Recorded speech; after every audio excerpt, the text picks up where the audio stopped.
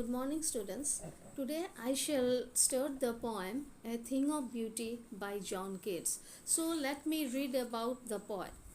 John Keats was a British romantic poet. Although trained to be a surgeon, Keats decided to devote himself wholly to poetry. Keats' secret his power to sway and delighted the readers lies primarily in his gift for perceiving the world and living his moods and aspirations in terms of language. That is, John Keats was born in the year 1795 and belonged to British origin. He was trained to be a surgeon, but Keats devoted to himself wholly to poetry. That is, he was very much attracted by writing poetry. Keats has the power to sway and delight the readers. That is, he has the capability to attract his readers through his writings.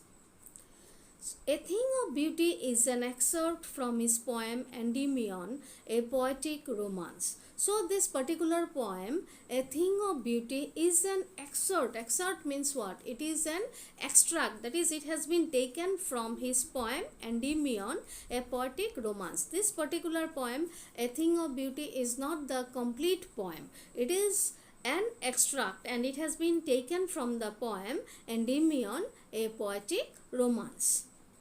The poem is based on a Greek legend in which Endymion, a beautiful young shepherd and poet who lived on Mount Latmus, had a vision of Cynthia, the moon goddess.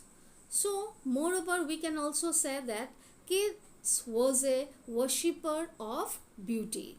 So, for him, beauty was truth and truth beauty. So, let me read out the poem. A thing of beauty is a joy forever. Its loveliness increases. It will never pass into nothingness, but will keep a bower quiet for us and a sleep full of sweet dreams. So here in this particular poem, the poet wants to say that a thing of beauty can give us everlasting joy. That is, the joy will never come to an end. It is a continuous process. It will go on and on. So a thing of beauty is a joy forever. Joy forever means what? It will always remain in our heart. It will never depart from our hearts. It will always remain in our heart. Its loveliness increases. Loveliness means what? The beauty, the beauty of that beautiful thing always increases, always go on increasing.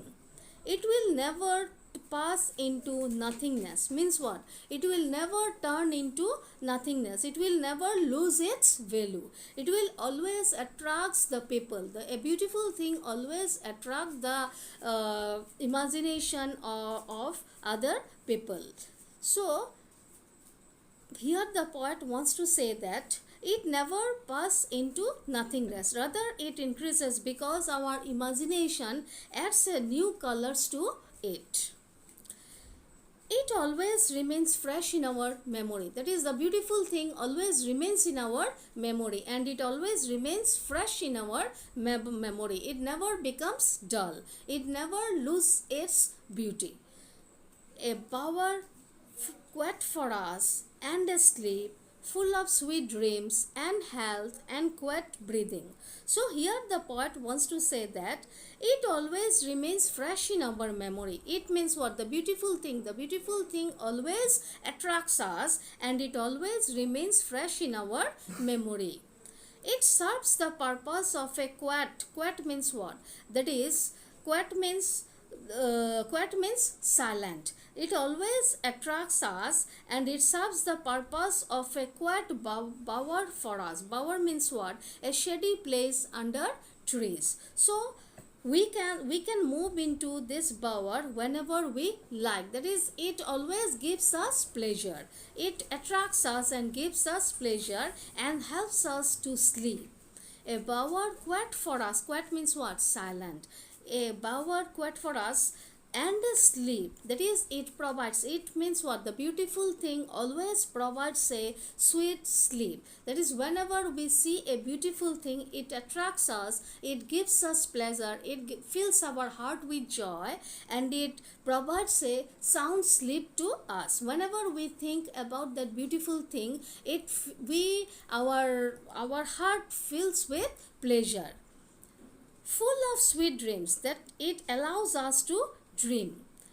We, that is, here the poet wants to say that we can move into this bower whenever we like. That is, we can move with we can go to that particular place. Bower means what? A shady place under trees, which gives us immense pleasure. So this attracts us, full of sweet dreams, and it gives us sweet dreams.